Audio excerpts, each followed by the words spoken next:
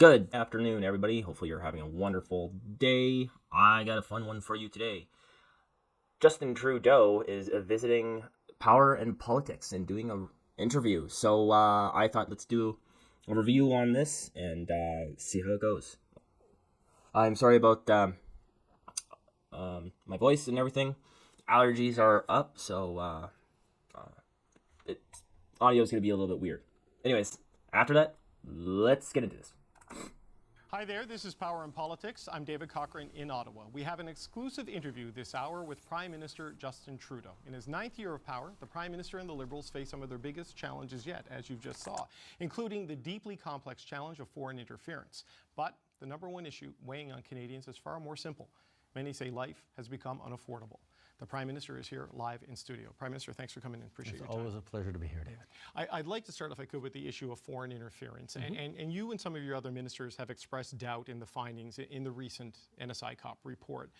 But a year ago, when you were resisting calls to call a public inquiry, you reassured Canadians that NSI COP was fit for this kind of task and they could trust its findings. Is it responsible to say it's wrong without saying specifically where it's wrong? Well, first, specifically, I will always support the work that NSI COP does. That's why we created a National Security and Intelligence Committee of parliamentarians. We needed a way for parliamentarians of all different parties to get the necessary security clearances to be able to look at everything our intelligence agencies are doing. And that's something that Stephen Harper and Pierre Poilievre and the Conservatives... Yeah, but you're not doing that. Yeah. With the foreign interference, they've given them about 4 documents. Many of them are redacted. And the NSICOP people are asking the government for more documents, and the government's just dragging their feet. And also, they're claiming cabinet confidence. So how does an intelligence agency, how can it operate when it has to get permission from the government it's investigating to get all of its information to do its reviews? Sorry about that. Something's driving past. It's kind of nuts. I think a big part of what this NSICOP thing is so Justin Trudeau, just like here, can come on TV and say, oh, we're doing something about this. We're totally looking into it. The Conservatives never set up anything. We're really looking into this. Sure you are, by giving them redacted documents and not actually giving them what they need. campaigned against and resisted for years. This is an important piece of all the different pieces we've done since 2015 to take foreign interference seriously and to make sure that whether it's new bodies, whether it's reports or inquiries, that people have the tools to take it fully seriously. But this report expresses frustration with the lack of action. It draws some pretty firm conclusions of what parliamentarians, we don't know if they're current, former, recent, or existing, have done. And you say you draw a different interpretation. How do Canadians reconcile that? Well, I think a perfect example of that is the fact that two thoughtful parliamentarians, leaders of political parties, Jagmeet Singh and Elizabeth May, both read the fully classified report and drew very different conclusions from even what was in the report. I think what that emphasizes is the interpretation of evidence, of intelligence, of what we have to do is a really challenging thing, which is part of why it's so surprising that Mr. Poilievre, leader of the Conservative Party, is choosing to not read the classified report, not get the security cleared so he can actually engage on a substantive, fact-based approach on the issue of foreign interference that everyone needs to take seriously. But we have this report. I can tell you why that is, and Jagmeet Singh is a perfect example why Pierre Poilievre will not get his secret, top secret clearance to see like these top secret documents, is because if he does get it, sure, Pierre Poilievre can see who betrayed Canada pretty much, but he can't make any moves on that. He pretty much, or else he'll go to jail. He can't say anything about it. He can't fire anybody until like the names come out or something like that. he pretty much can't do anything except sit on that knowledge, or else he goes to jail. And as I said, Jagmeet Singh is the perfect example of this, because Jagmeet Singh came out in front of all Canadians, and he said, "Well, I can tell you this, from what I read, I was one of the people watched by the..." Yeah, he came out and said, I don't even think I'm supposed to say it. It's public knowledge now, but he pretty much came out and said a couple of things that gave us enough evidence to allude to some people's names in there and some information that was supposed to be secret. And so now, I don't think it's Parliament, but now the Conservatives are actually looking into criminal investigations on Jagmeet Singh for giving out that information. Do you think Pierre Poilievre, being the leader of the opposition, wants to even go near that stuff?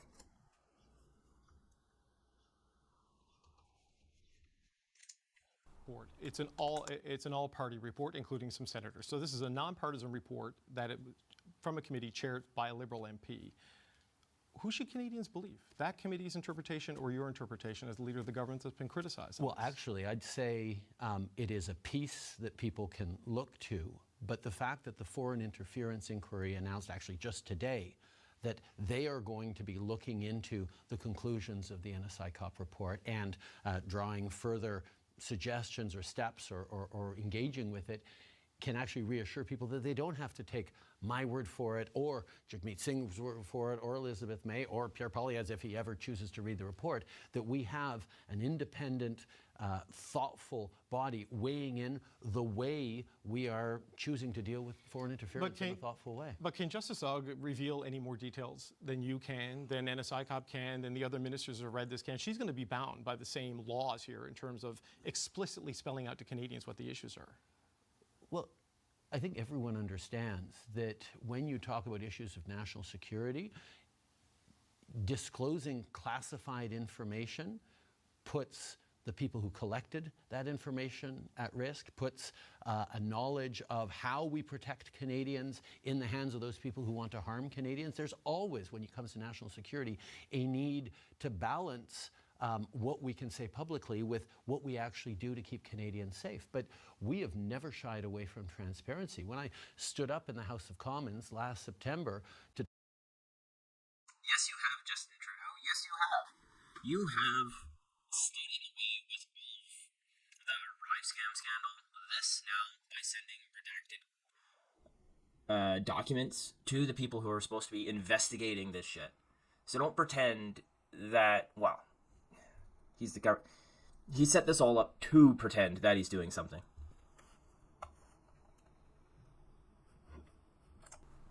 To declare that we concluded that India had been involved in the killing of a Canadian citizen on Canadian soil. That was extraordinarily serious, but that was something that Canadians needed to know directly, and I chose to do that because... Oh yeah.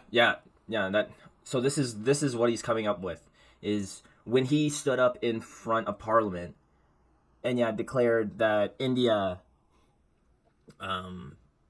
killed somebody in, possibly, it was allegedly, killed somebody in Canada. Just out of nowhere, and this was secret information. And he's boasting about this. It's like, okay, this isn't the same thing. This isn't our MPs betraying us. This is a foreign country doing this stuff inside Canada. You don't just randomly come up in Parliament and say those and tell Canadians that. You deliberate between you and the President of India, or I think the President of India, and you try to figure this out kind of behind closed doors.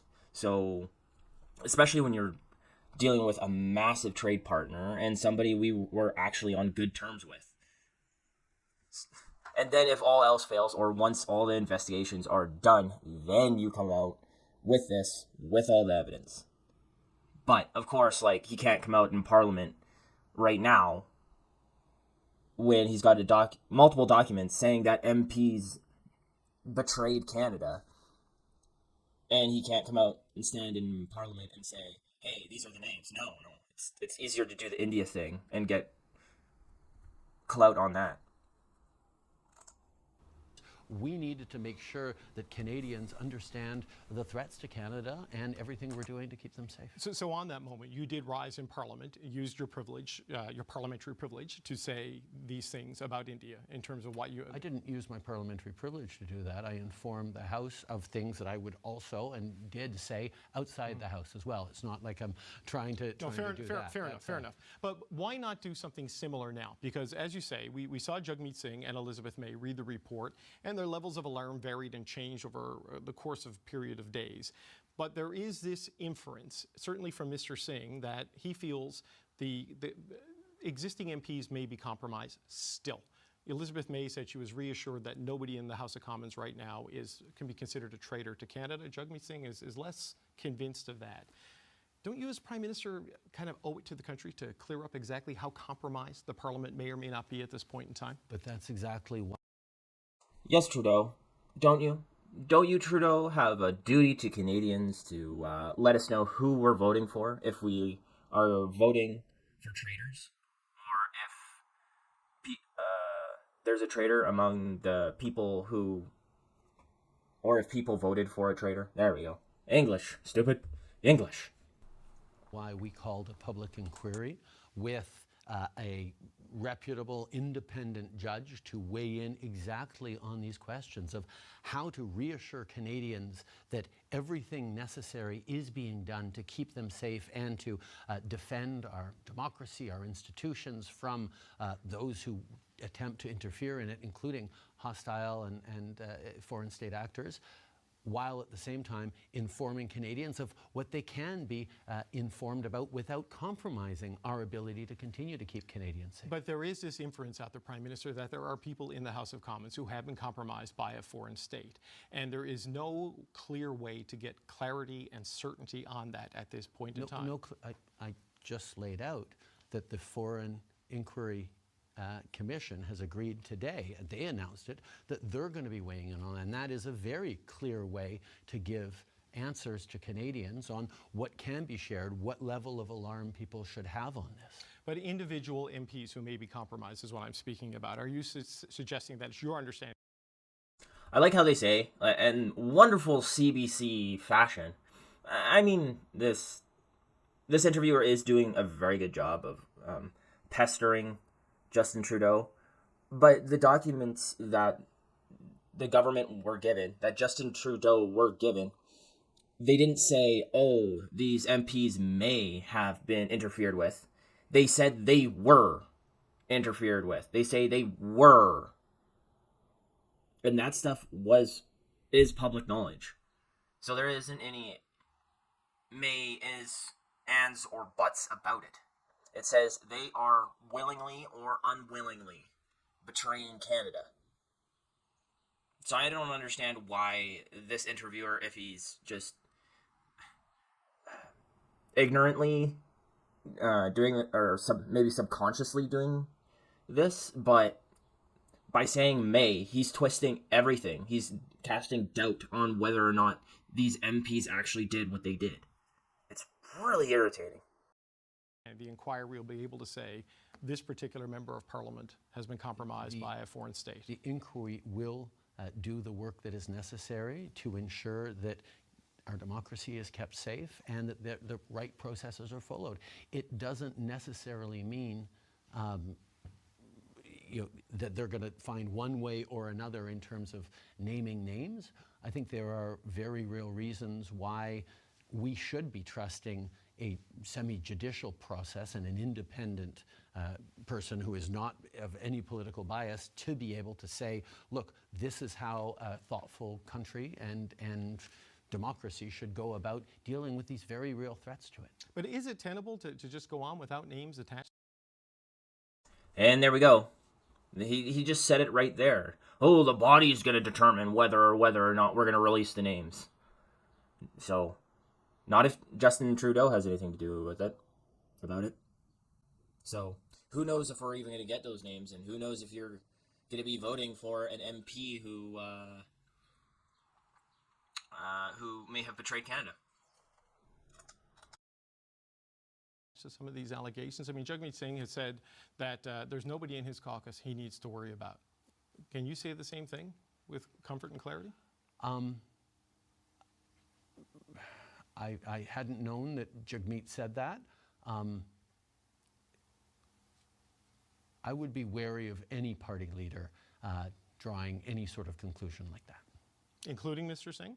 I would be wary of any party leader drawing any conclusion like that. There is a range of issues around foreign interference that our security agencies, that our various institutions are engaged in.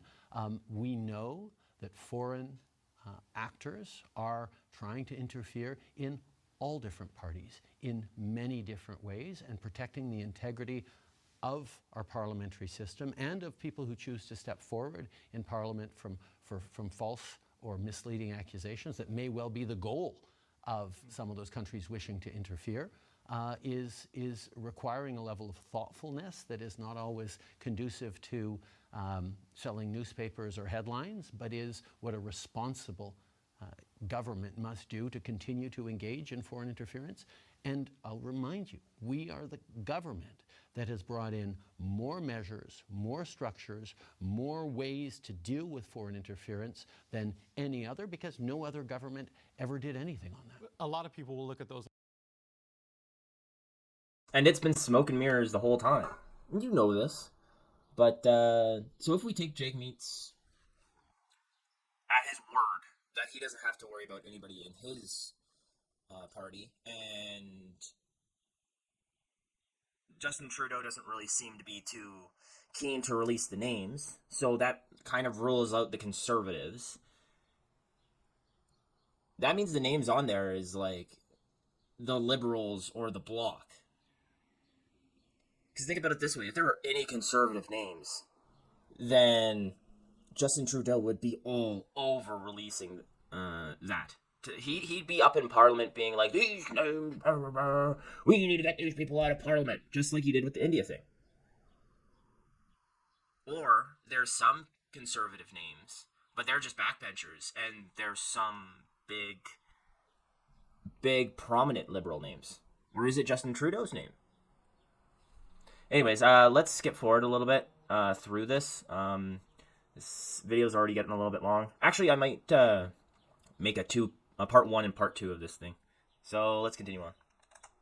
Last two answers and suggest. Oh, and if you like this content, please subscribe. That would be awesome. And comment below. Yes, and this is the whole challenge with this issue, right? I am implying that interference in our parliamentarians goes beyond party lines from many different sources, and we need to make sure that before we go accusing anyone from any party on anything, there are really important processes to go through. The Minister of Public Safety, Dominic LeBlanc, talked about the fact that intelligence is putting together pieces of a puzzle. And if you see a single puzzle piece, you may jump to a conclusion that doesn't hold up a few weeks later. And if you took actions on that particular puzzle piece that turns out to be wrong, you can do significant damage to our democracy and to our institutions. And that's why we have to be very, very responsible and careful about it, which is exactly why it's a good thing that the inquiry into foreign interference will be looking at this report and making conclusions and perhaps recommendations to us on the way to move forward. We know what the Conservatives did around the Rive scam scandal when they were investigating that. They got together with all the parties and they got all the documents together, like all of the secret documents, everything. And they said, okay, so how can we conduct our investigation with all of this information while dancing around the top secret information, but still give Canadians the information they need and still give us what we need to do our work? But they're not doing that with this foreign interference scandal. They're giving them blacked out documents, and they've only given them 4 documents by the Liberals. And Justin Trudeau, as Prime Minister, has the power to unredact all of this all of the documents and give them unredacted, information, and he has the power to release cabinet confidence on everything, so they can do their work. But he won't. Most likely because there are some names on there that he doesn't want released, or he wants cabinet confidence on, so they can't do their work. The Liberals and Justin Trudeau are known for doing this. They did it to the Auditor General back during some ethics scandals by not paying him enough to actually do his job. And then they did it during the SNC Lavalin scandal by firing the Governor General and then bringing in one that would follow along with Justin Trudeau's whims. I mean, right now, even if Justin Trudeau says all this stuff, we're not going to believe him because we know everything that comes out of his mouth are lies. Mr. Singh was on the show on Friday, and he said after he read the top secret report of the National Security and Intelligence Committee of Parliamentarians, he came away convinced that you had enough information and should have acted on the issue of Han Dong and the nomination of Don Valley North. He's now sitting as an independent. He removed himself from his caucus, and I know his future is in doubt. Do you think you should have acted? Is he done now, Han Dong, as a member of your caucus? These are issues that were covered extensively as part of the foreign interference inquiry. And NSICOP has its own processes that it goes through. But I engaged directly with those issues, talked very much about what was known at the time. And that's one of the things that is really important in any intelligence gathering process, understanding what was known in one particular moment in time and not trying to apply hindsight or what we know in a different situation to what could have been done in that place. And I think there's been a bit of a blending of those issues, but I'm not going to get into specific cases here. He said that based on what he's read, that Mr. Dong should not be allowed back in your caucus or should not be allowed to run again as a Liberal. Like I said, I'm not going to get into specific cases here. Okay, tomorrow is the one-year anniversary of the assassination of Hardeep. Oh yeah, you definitely wouldn't want to do that. So, all right.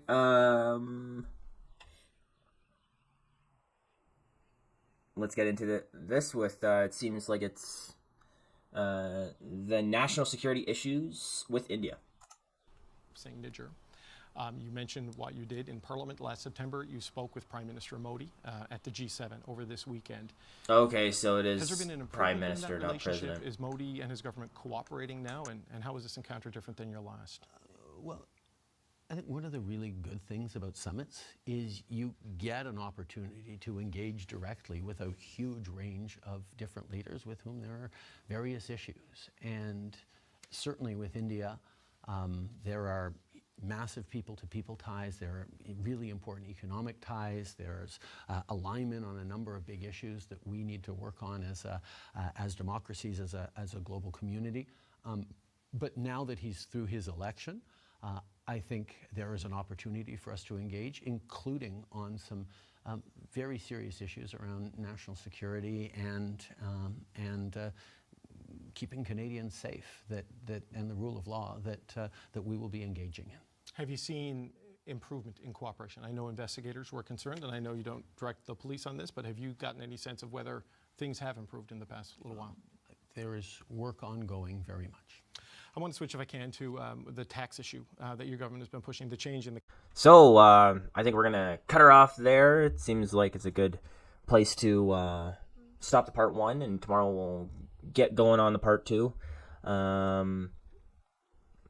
This video's getting a little bit long. We're about at the 25-minute mark, so tomorrow we'll be continuing on with part two, capital gains tax in response to affordability crisis. That should be a fun one. Let's watch Trudeau squirm, but I mean, this is the CBC, so I think they'll be a little bit lightweight with that.